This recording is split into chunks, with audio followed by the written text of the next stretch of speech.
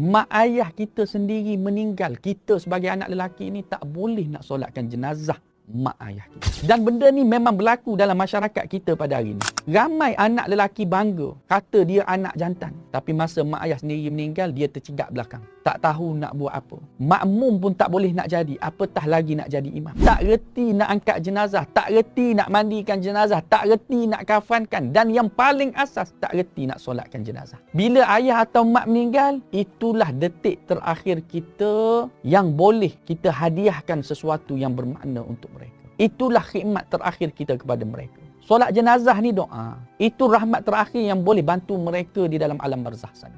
Kalau bukan anak sendiri yang buat, siapa lagi? Anak lelakinya sepatutnya menjadi orang yang paling depan. Bukan paling terkial-kial. Bukan paling tak tahu. Bukan paling tak reti. Solat jenazah ni wajib. Jadi kita wajib belajar. Bukan tunggu dah tua, bukan tunggu bila dah berlaku, baru kalut nak belajar. Hari ni masih ada peluang. Masih ada masa. Jangan jadi anak yang gagal tunaikan fardu kifayah atas jenazah mak ayah sendiri. Jom bantu saya sebarkan peringatan ini kepada semua, supaya tiada siapa yang menganggap remeh tentang solat jenazah. Nak berilmu, ingat Ustaz Kembar Hafal.